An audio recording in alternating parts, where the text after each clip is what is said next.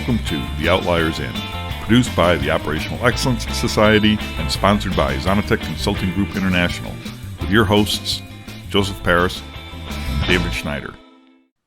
Welcome, everyone, to our very first video episode of the Outliers Inn with guests. My co-host is Mule. How you doing today, Mule? I'm doing fine, just kicking and grinning. Kicking and grinning? What are you kicking?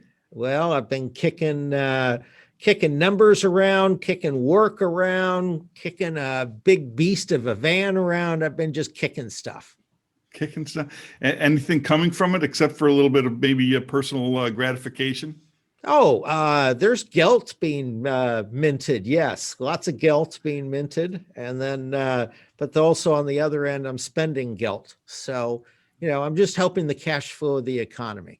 Awesome. Well, speaking of the economy here, I saw just today, or was it yesterday, it being the 5th or 6th or something like that of February, that Iowa has eliminated all restrictions due to COVID. All restrictions, 100% capacity at the restaurants, no masks, do it whatever you want, a true libertarian state. Mm-hmm. And of course, not having one mask on also means that they don't have to have two masks on. I mean, what do you think about that, the two mask thing?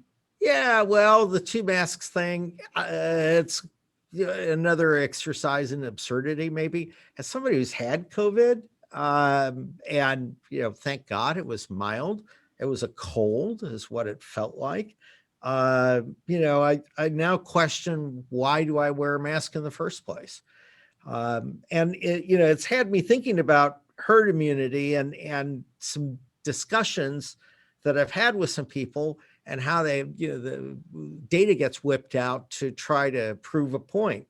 And I was thinking about the herd immunity. Or immunity. Herd humidity? Yeah, the humidity. The herd immunity. That's a mouthful.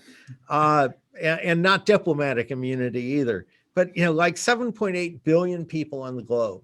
And the best data out there says about 105 million cumulative cases. So it ends up being a very small amount. But then, gee whiz, how many cases don't get reported?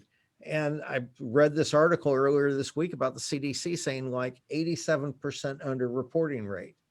So when I ran the reciprocal on that, that's like 5x.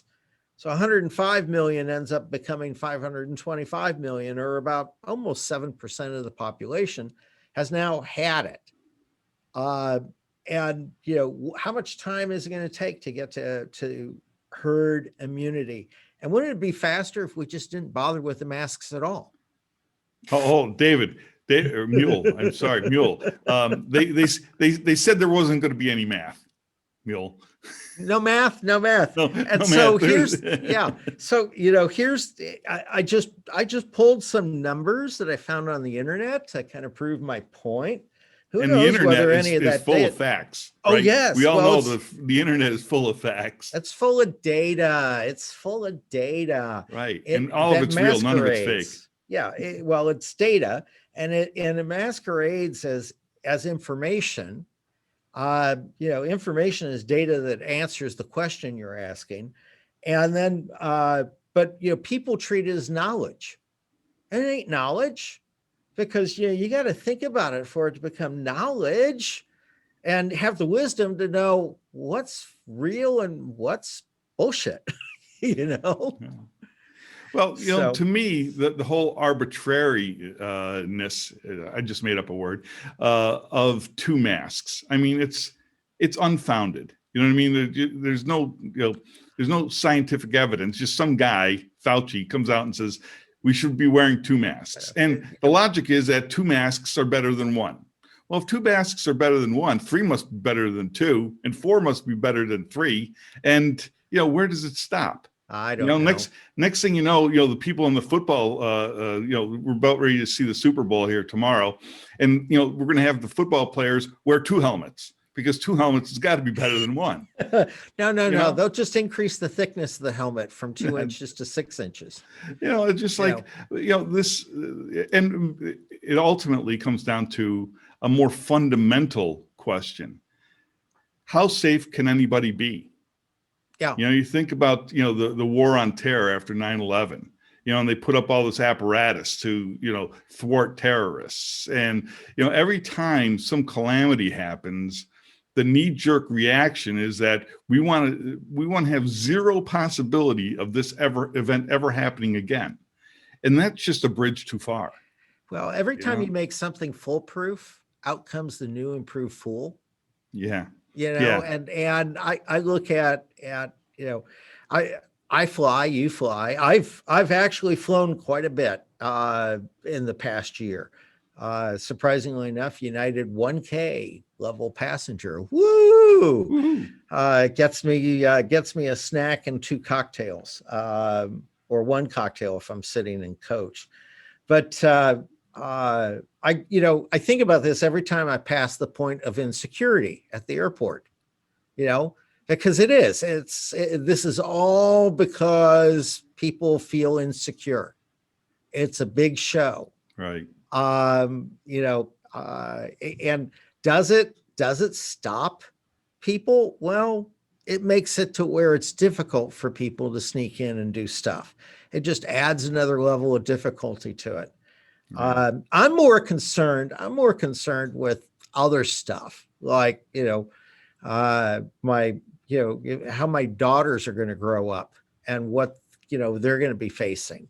And then also I'm more concerned with, is wool better as an insulator in a van than fiberglass? And the answer is yes. So, you know, that's one of the things that I've been, you know, contemplating about insulation. Yeah. I'll tell you, that was I don't know how you made that segue. We're gonna have to watch this episode in retrospect and say, geez, how did he get from having cocktails on a United flight to wool being better than fiberglass on the insulation of a van? I'm just that was not an edit, boys and girls. That was a live, solid stream. So why don't we grab our first guest here, John from the UK. I know that he's had been enduring some severe lockdowns in the UK. So how are you doing today, John? I'm doing really well, actually. Had most of the summer in the back garden last year, obviously due to that lockdown. Not much work about, and then it kind of eased up around about September, and sort of a little bit, and then the numbers got worse, and then we got locked down again. But I'm actually working even more than I've ever worked before. He's delivering cocktails. I was delivering that for a while. That was a career move, slightly off the map, and delivering wine for a couple of months last summer just to keep the nation lubricated. And then, since about October time, I have had people phoning me, come in, work for us, help us, to the point whereby I can't do anymore. So it's really bizarre, kind of weird, really. I think there's the companies that are smart these days are picking up on the fact that they need to change the way they do things, and obviously, with my experience, they've reached out. So kind of good, really. The lockdown thing has been really weird. We can travel if it's essential. So most of the internal EasyJet flights are a third full, if that. They've cut down the numbers of flights from out of my local airport. They used to do 70 a day. There's probably about 4 at best. So traveling is not that risky, really, because there's hardly anybody on the plane apart from me and the pilot. And so that's been pretty good. Eating is a bit of a problem when I'm staying away. Restaurants are closed. But on the good news front, I think we're up to nearly 11 million injections now. So I should be due for a jab in the next month to 6 weeks, in which case, if I survive that long, then whoopee-doo. Well, you know, all this work is at least keeping you out of the kitchen too. Yeah, I know. I've got on my wife's hair. I've come off the 5S training from her. She's She's now fully undertrained, and yeah, she's we went through a whole period of readjusting our relationship during the lockdown, and we kind of understand each other now. And it was a good preamble to retirement if I ever get that far. Well, that's great. That's great. Now, you're consulting on your core consultancy, and when I'm looking at it, which is operations improvement, correct? Lean and Six Sigma and process improvement. Yeah. Now, getting back to the lockdown, so I mean, when you're out there in the field, how do you eat?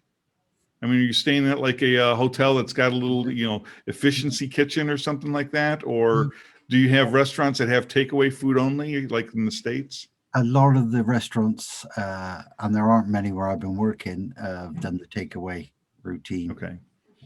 Okay. So it's pretty limited, and the supermarkets to grab a snack or something.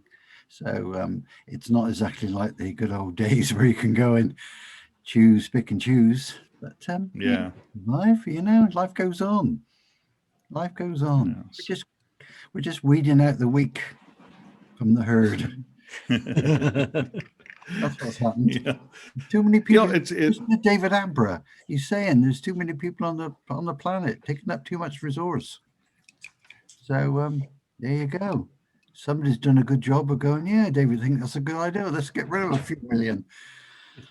Maybe not. Amazing. That's amazing. So, I'm trying to extrapolate that back to the States because, in the States, it's every state for himself. I mean, every state gets to set its own rules and regs. I mentioned Iowa is, like completely free and clear.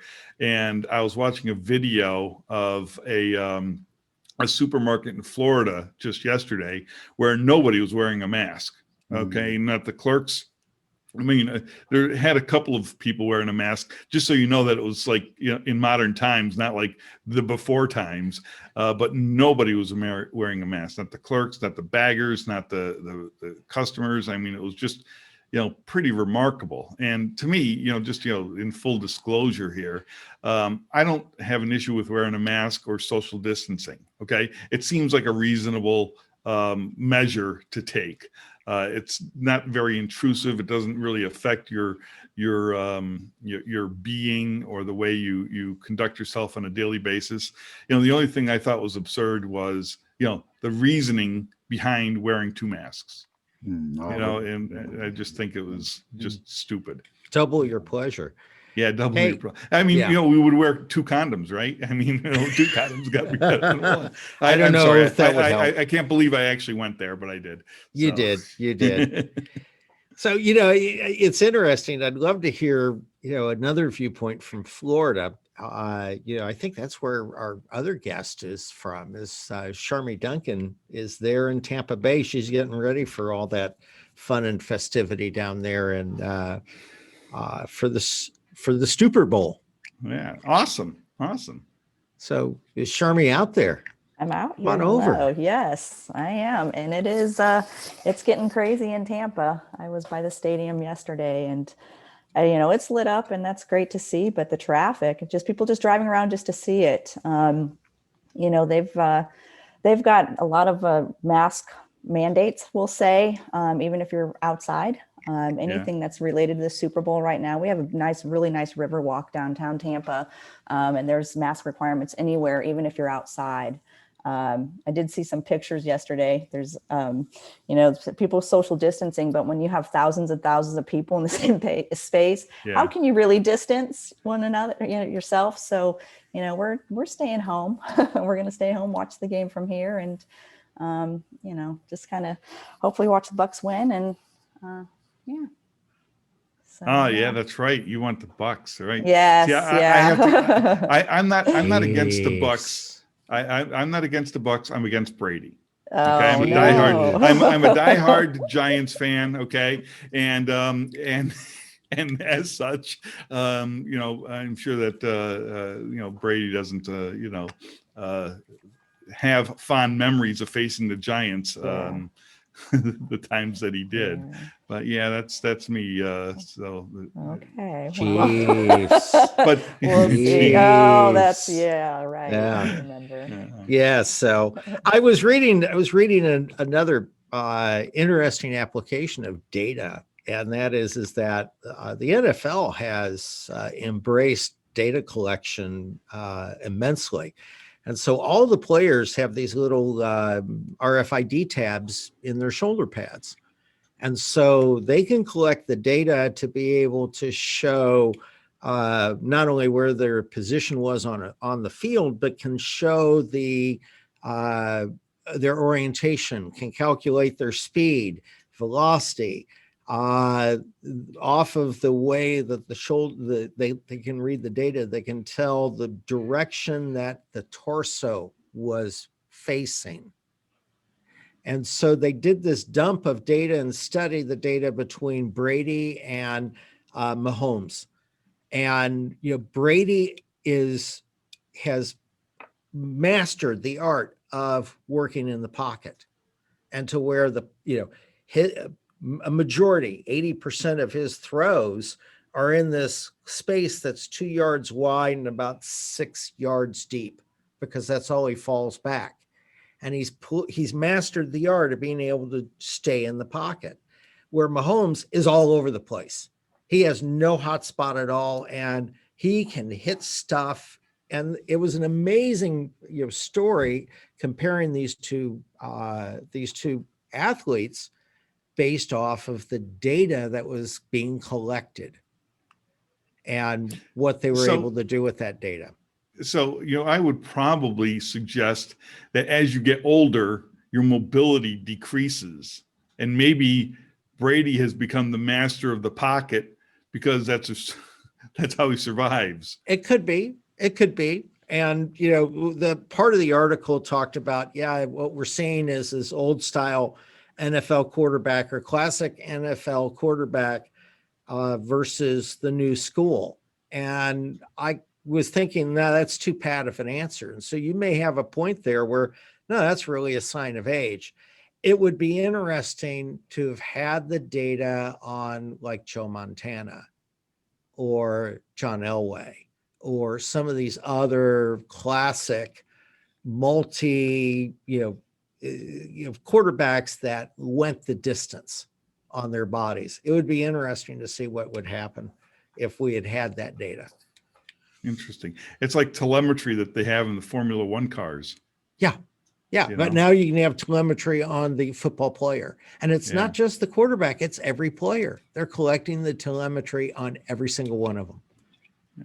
So, Sharmi, outside of the Super Bowl there in the grocery stores and what have you, is there, I understand that you have these restrictions and these safeguards in place for the Super Bowl, but what about the rank and file, like outside of the Super Bowl? Is Florida loosening up? Is it loosed up? To what extent?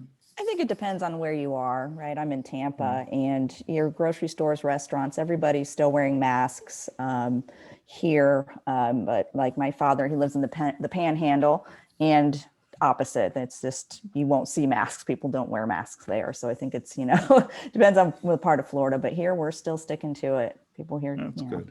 Yeah, That's good. it doesn't seem to be an issue. So how about the work life? I mean, how's what, if any, adjustments have you made or had to endure because of this?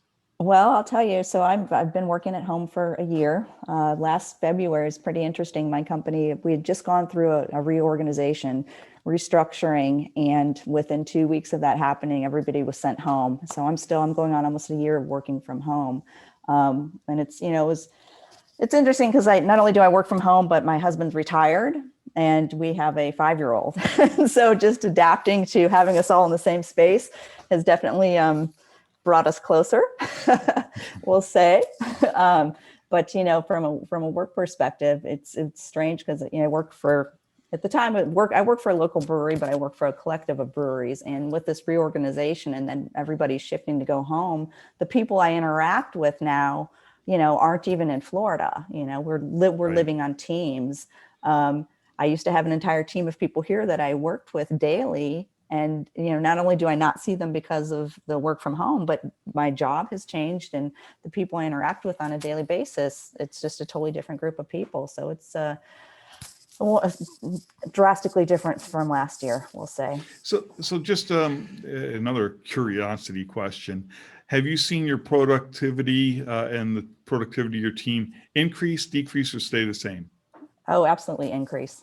It's great. Isn't that Yeah, interesting? it is. It's not only as a productivity. I can tell you, we had also just launched Microsoft Teams, and just before, again, literally weeks before the pandemic, and moving home and all that, and it's brought us so much closer. Just the communication. I'm just, we speak. Every call that I have is a face-to-face call now, and what it's done to bring us together. The lines of communication between one another are fantastic. A lot more phone calls because you aren't in the same room, but Right. you're able to get a lot more done. I mean, that's, we were, middle of this, we'll say in the summer, HR was doing a poll asking employees, what do you see for the future for us? And I said, what's amazing for me is that because I work with people in all time zones, I have a much bigger work-life balance now too. I can run over into my kitchen, grab the sandwich if I need to. You can get things done at your house while you're working. And everybody, I think they told us in the survey, only one person said their productivity had gone down. Yeah, that's actually what I'm getting from everybody I'm speaking with. And I'm from New York originally, and I knew people that were commuting an hour and a half, 2 hours each way every day.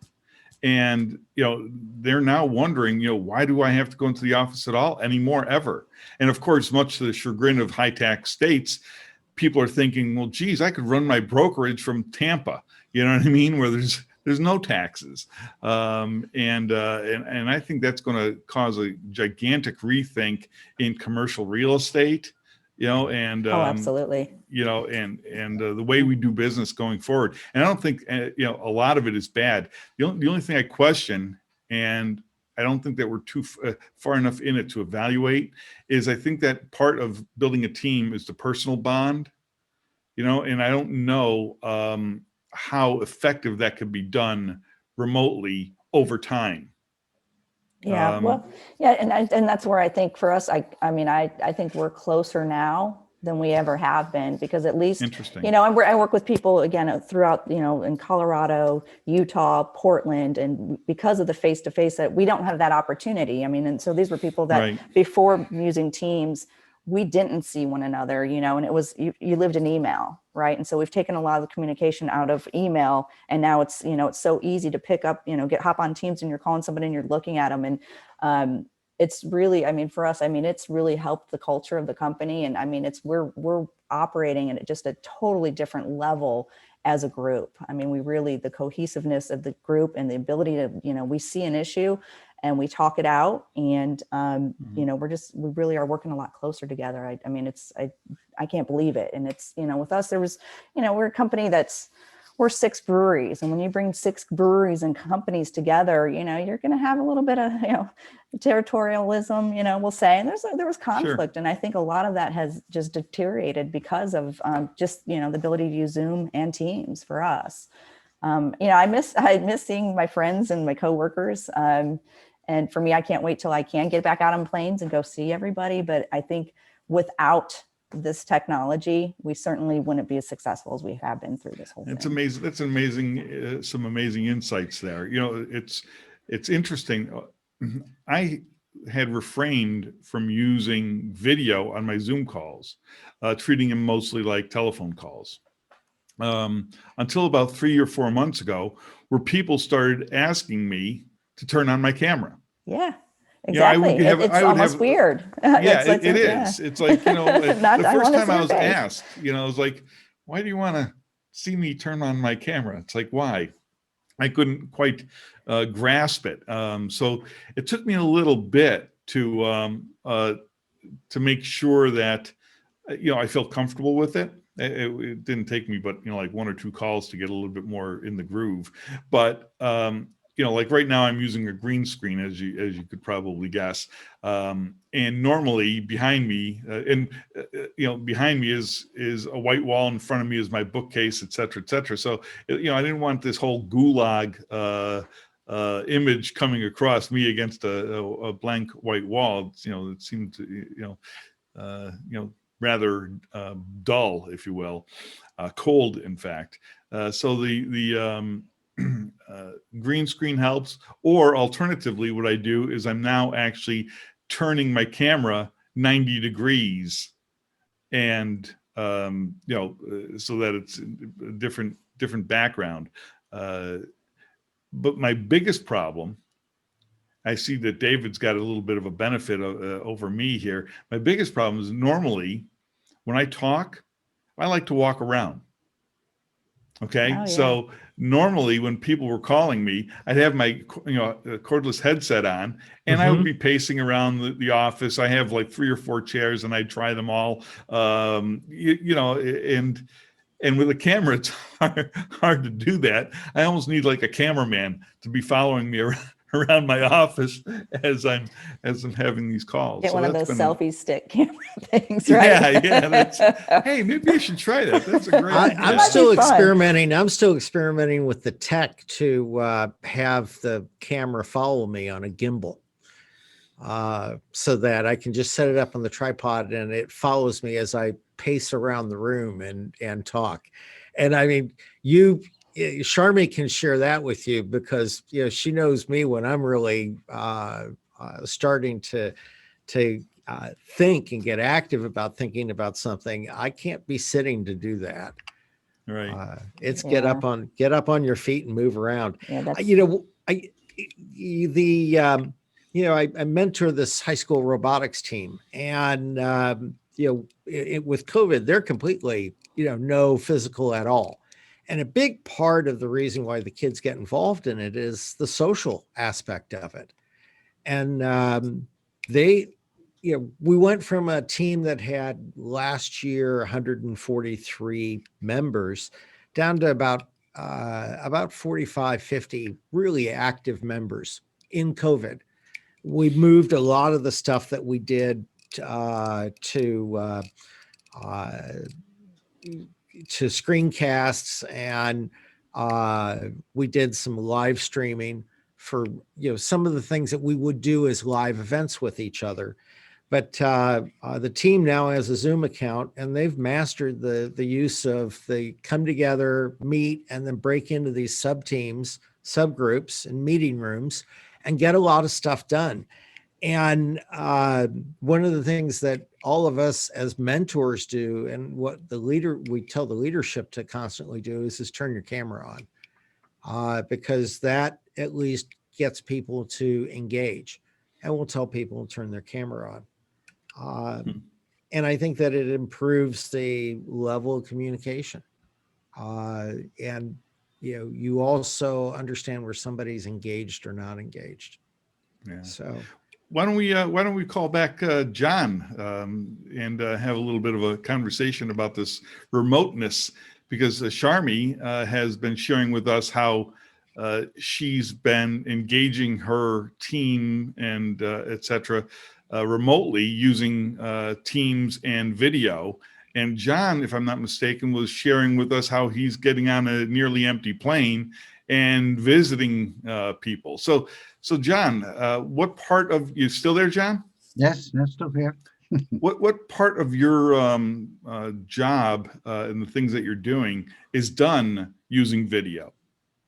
In the interim period between me being on site, I do Zoom or Teams or whatever. I think the benefit I've seen is the fact that we've gone away from email and gone to a visual.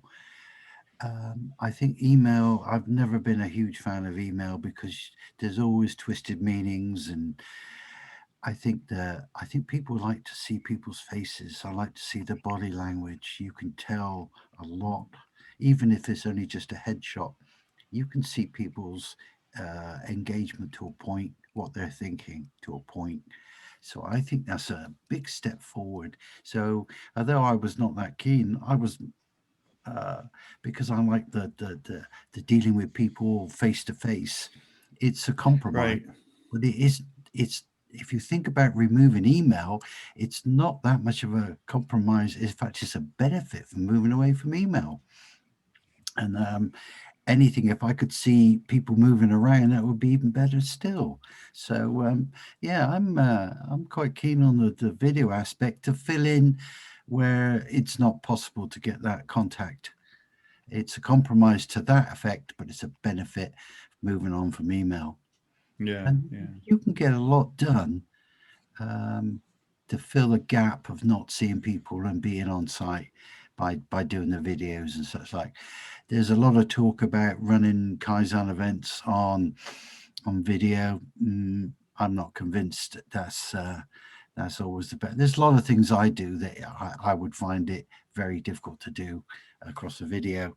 Not that you couldn't do it, but it's a bit like riding a horse on the back of a video, you know. It's just not, you don't get that one-on-one content. Yeah. You can't smell the machine oil through the camera. You can't feel the vibration on a machine. Yeah, you can't. You don't. So it's certainly made things a lot easier in the current time, and I think we'll adapt to it. And anything that gets us away from email, as far as I'm concerned, is a positive. And and it's a lot better than a phone call because you can see people's faces. I can see that you're fully engaged in my sparkling conversation. Yeah. You're riveting, John. What can I say? You're riveting. I think about managing remotely the robotics team, and I mean, they are meeting 2 days a week, and then they break off and have smaller meetings on the third day. And they're doing it all through Slack, which is what they do for short messages and sending links to each other and memes, because they're teenagers, they're into their memes. And then what they get accomplished through the technology with using Zoom, but also it's amazing to watch them work on a document, because you'll have 6 of them putting a document together, and they'll be editing and conversing, and you'll hear them talking while they're editing and talking about what they're doing, each person working in a different section. I watched a group of them do that earlier this week for about 10 minutes, and it was the most amazing display of group editing that I've ever seen in my life. And they had it done in about 15 minutes. They went from scratch to 600-word description of a game that they're designing in about 15 minutes. And yeah, it needed to be wordsmithed, I'll say grammar checked, but not wordsmithed as much as grammar checked. Right. But yeah, it was amazing to watch it come together, and they were all in consensus. But they're getting their ideas out up on the wall. Yeah, they're just getting the ideas on the wall. Absolutely. One of the things that is a growing concern with I guess the next generation for me is the art of conversation. I raised something on LinkedIn the other day about it. There seems to be a growing concern for me, at least, the fact that if you disagree with somebody, you're not a team player.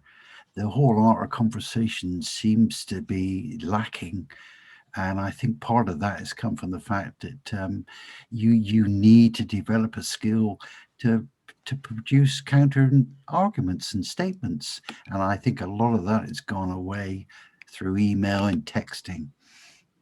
So I seem to recall that chat. In fact, I think I contributed to it. I think people have to relearn that that we're not discussing each other individually. We're discussing the ideas being presented. Yeah. Okay. And I think that people are making the attacks not on the idea, but on the person, and the counter attacks are on the person and not on the idea. And I think that we have to relearn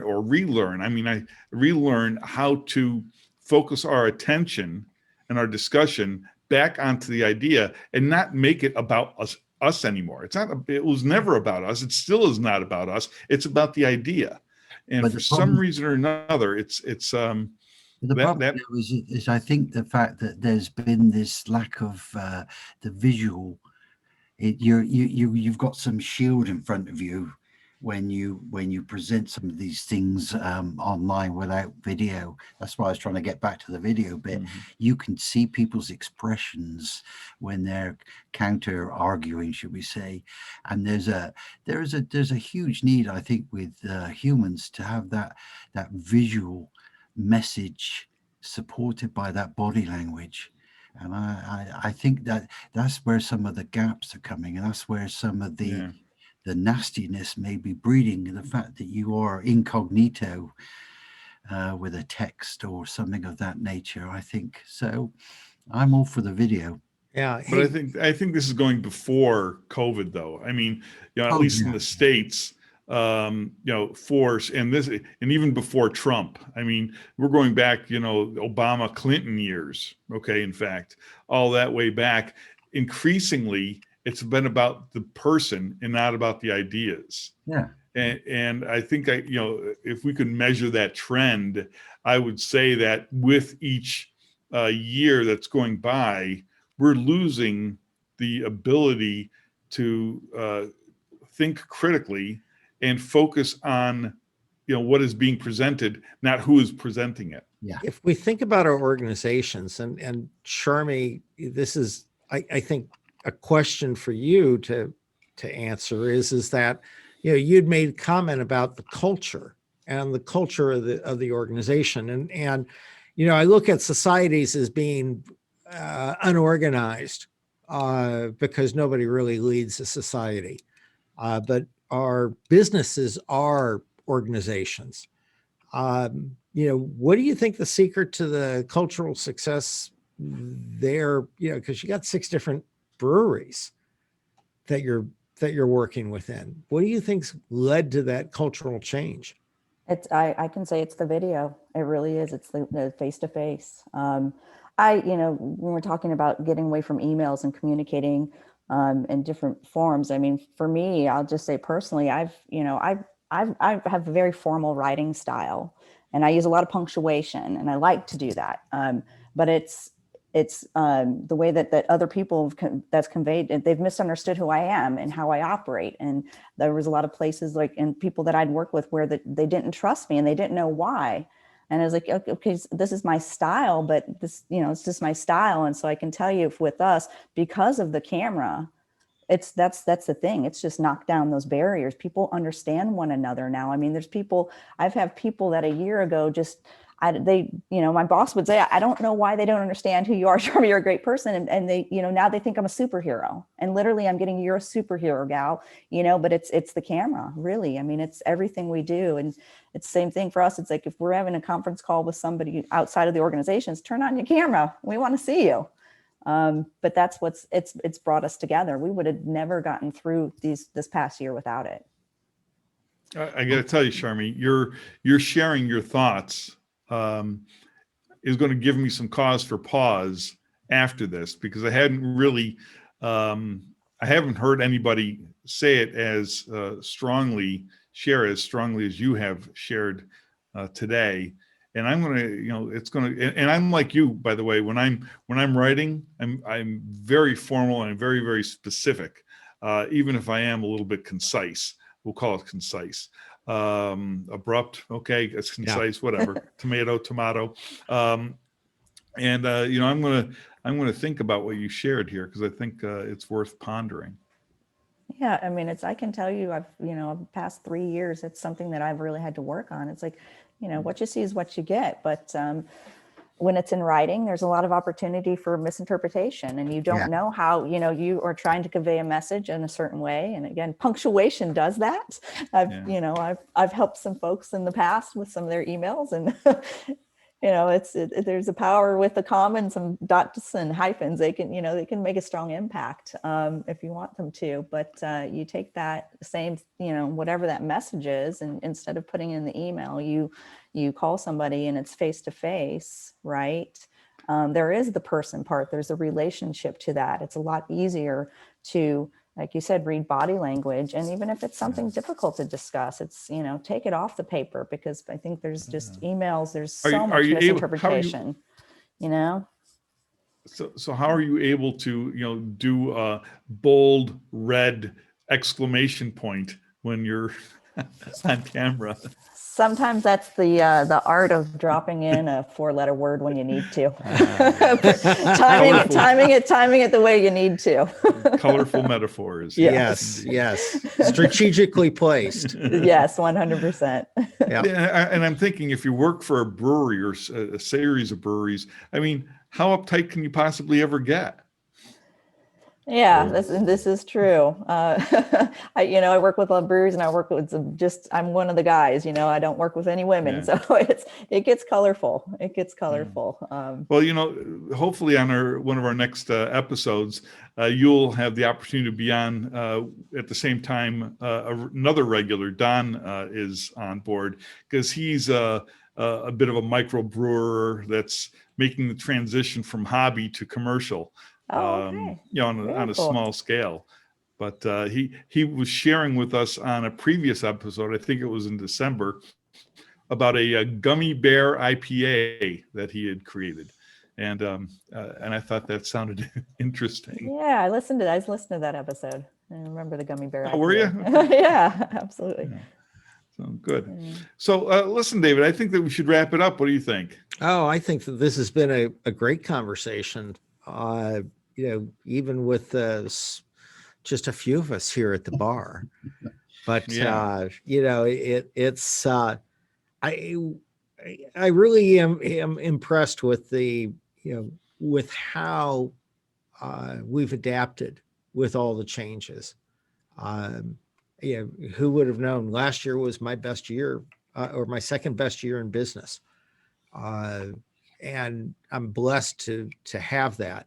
Wasn't anything special that I did. I was just in the right spot at the right time. And I think, John, you're feeling the same thing with your business. Yep. People to have that need. And so that's exciting. But Joe, I'm going to just hand it back to you. Well, I'd like to thank everybody for joining us here at the Inn. I think it's been a great first session, even if we had some initial technical difficulties. I think that we ironed all that out. John, I'd like to thank you for being on the soundboard, helping us out equalize our sound today. That was greatly appreciated. And I guess the only thing that's left to say is don't drive like my brother. Oh, and don't drive like my brother. And Sharmi, come back and visit us. This was fun. Absolutely. Yeah. Thanks for having me.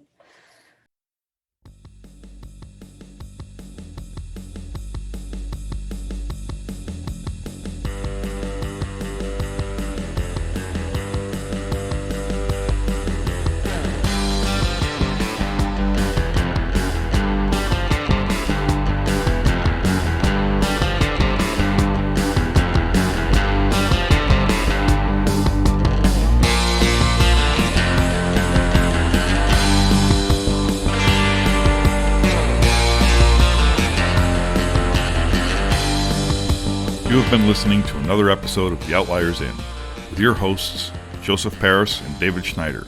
This program is produced by the Operational Excellence Society and sponsored by Zonatech Consulting Group International.